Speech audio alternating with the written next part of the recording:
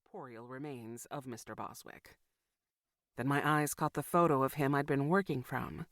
The photo his family had loaned us. His family? If he tried to get to his family? And there we have it, folks. Miracle of miracles, Cassie Black's brain is functioning once again. Chapter 1. Mr. Boswick's Letter. Yes, it really took me that long to register that I had just released a dead guy to wander the streets of Southeast Portland. But you've no room to judge until you see how well your brain operates when you encounter your first walking corpse. It was up to me to bring in Mr. Boswick. And thanks to my love of zombie movies, I knew that required weaponry.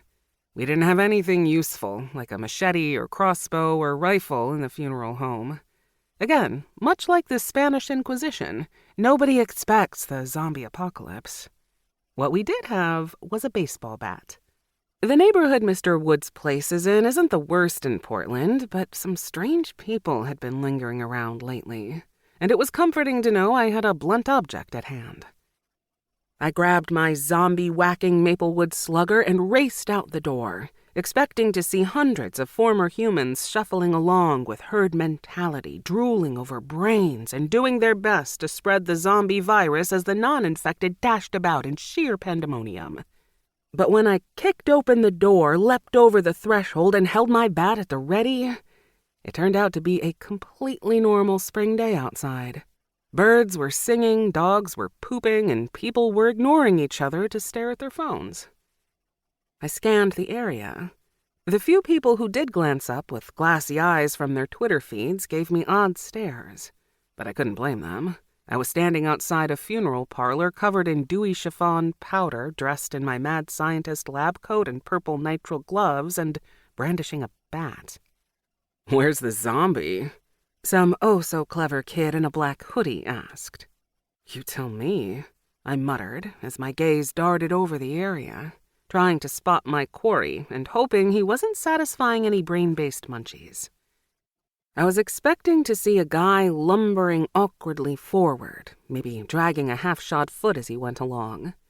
Again, in the space of less than 3 minutes, zombie movies and apocalyptic novels had done me wrong, and it took me several agonizing moments to locate Mr. Boswick.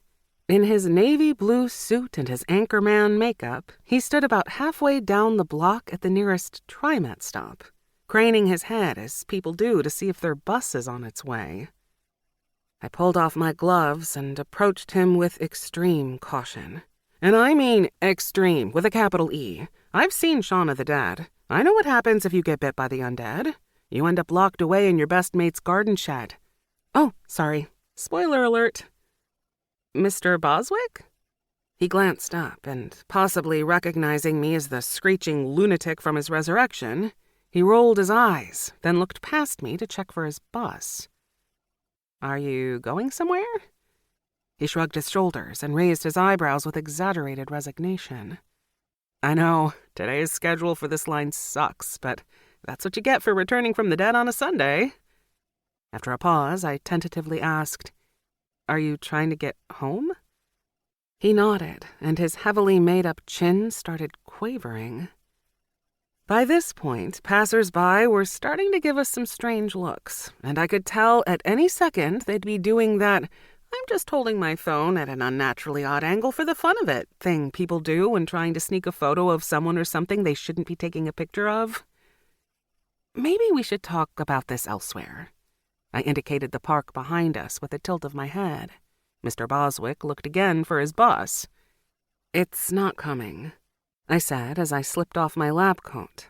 Mr. B's shoulders slumped, but he shuffled toward the park, where we found a bench that was surprisingly free of any homeless person's clutter. "You can't go home," I told him. After shaking another layer of the spilled powder from my lab coat, I took a seat next to my client. "You do know you're dead, right?"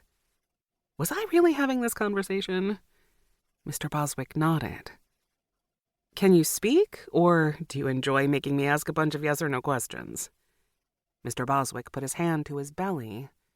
"Speak hard," he said, literally pushing To keep listening to this audiobook, I've left you a link in the description so you can do it, at no cost thanks to Audible's 30-day free trial.